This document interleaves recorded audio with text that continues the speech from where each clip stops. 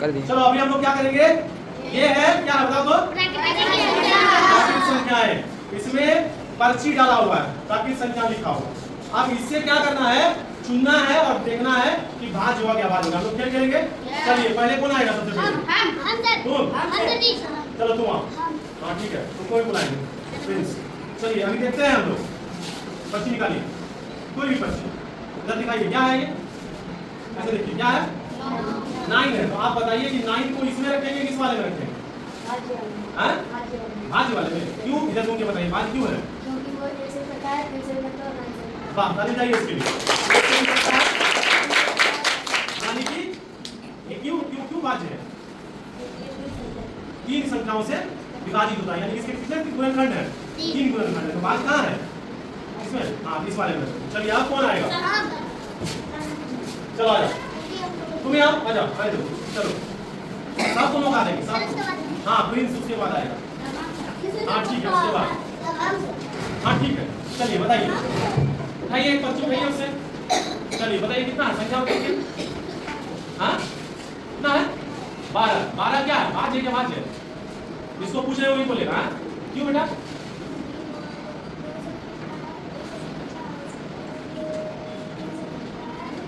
Four से भी कटता है और 12 से भी कटता है, कटता है ना, इसीलिए किसमें डालेंगे उसको? भाज्य में डालेंगे। जाइए भाज्य। चलो आ जाओ प्रिंस। हाँ 4 से भी कटता है, आ जाओ। चलो निकालो कोई भी पर्ची। क्या है देखो, 2 क्या है, 2 क्या है? नहीं 2 है, इस तरफ से देखो क्या है। चलो तुम बताओ प्रिंस क्या है? आवाज संख्या। क्यों क्यों बेटा? और किसी से कटता है तो केवल एक से कटता है और अपने आप से कटता है। तो यह कहाँ जाएगा, आवाज में? आवाज में, आवाज में, आवाज में डालिए इसको। अब तुम लोग एक चीज बताएं, 2 एकमात्र सम आवाज संख्या है। क्या है? 2 ही एक ऐसी संख्या है जो सम होते हुए भी क्या है, अभाज्य है। बाकी जितनी सम संख्या है वह क्या है, भाज्य है। याद रखना, 2 एकमात्र सम अभाज्य संख्या है, याद रहेगा। अब कौन आएगा? चलो आ जाओ, उसको आने दो, एक एक करके सब आएगा। चलो निकालो इससे। क्या है, क्या है? 11। क्या है बताइए, भाज्य है कि अभाज्य है? हाँ क्यों भाज्य है? अभाज्य है। क्यों अभाज्य है?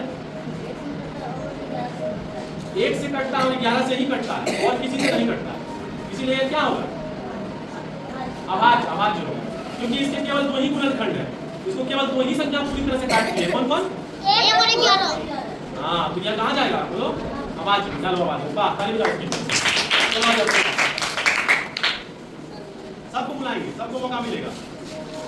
चलो जल्दी में आओ, चलिए निकालिए। हाँ बोलो क्या है? 3 है। तो 3 क्या है, भाज्य क्या भाज्य? भाज्य। क्यों अभाज्य? क्यों? 1 से कटता है, खुद से कटता है, बाकी किसी से कटता है क्या? नहीं कटता। यानी कि इसके भी केवल क्या है, 2 गुणनखंड है। तो कहाँ जाएगा वो, अभाज्य में। डालिए, बहुत बढ़िया बहुत बढ़िया। चलिए अब कौन आएगा? आ जाओ आ जाओ आ जाओ, चलिए डालिए, बताइए। 10 है, क्या होगा, भाज्य क्या भाज्य? अभाज्य। क्यों? तो तुम बोल रहा है कि 10 अभाज्य संख्या, और फिर कह रहा है कि 1 से भी कटता है, 2 से भी कटता है, 5 से भी कटता है, 10 से भी कटता है।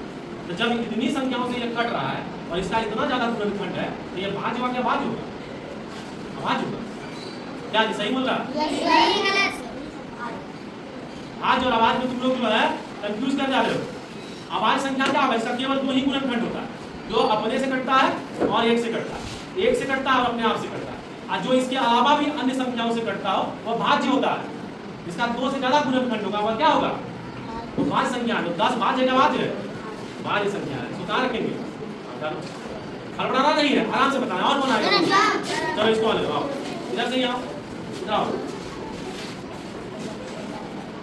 बोलो 8 है, बताओ 8 क्या होगा?